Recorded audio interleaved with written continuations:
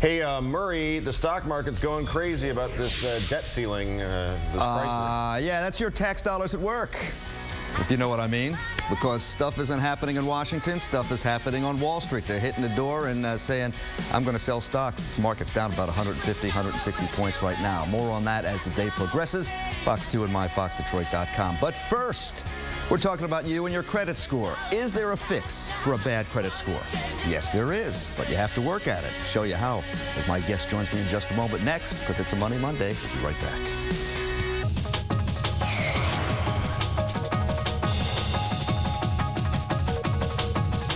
One of the biggest financial problems many people have is battling a low credit score. On this Money Monday, we welcome in Michael Poulos, President and CEO, Michigan First Credit Union. He also conducts seminars for his members on credit scores. How do you see credit scores? What do you see happening in those seminars? People doing better? Are they in trouble? Are they doing worse? Well, it's really interesting because typically we have anywhere between 100 and 200 of our members show up, and we go through the entire process of how a credit score works, and then we actually meet with them individually to go over their credit report, their own credit score, to determine what steps they need to take to improve their score.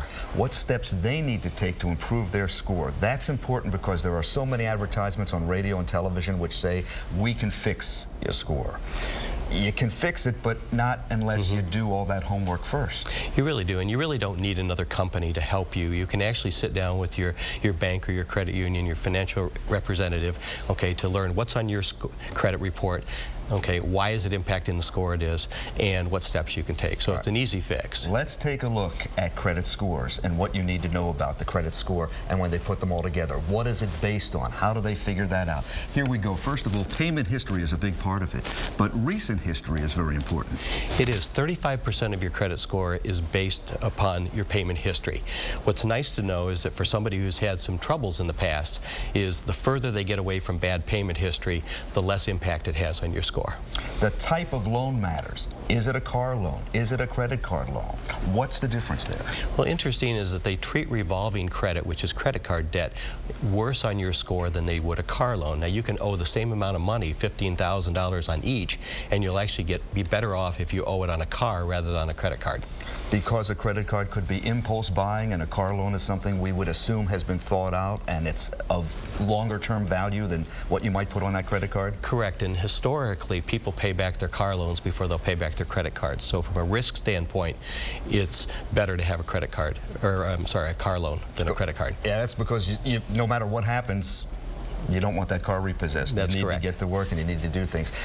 We used to hear that it was a good thing to cancel out credit cards that we didn't use because we didn't need that extra credit. But now that the wisdom has changed. That used to be old advice. Now what they want you to do is make sure that you have as much unused credit availability as possible. So unless your hand twitches when you go to use that credit card, make sure you keep that credit line open, and then you'll have more available but not used. And why does it matter? Who sees your credit score? Who takes a look at it? Who cares about it? Take a look at this. You may be surprised. First of all, your mortgage or car loan. We've all been through that where they look at our credit score. But also getting a job is important too. It's very true. People need to know that when they go to apply for a job, okay, they're likely to have their credit report pulled to see what their history is like.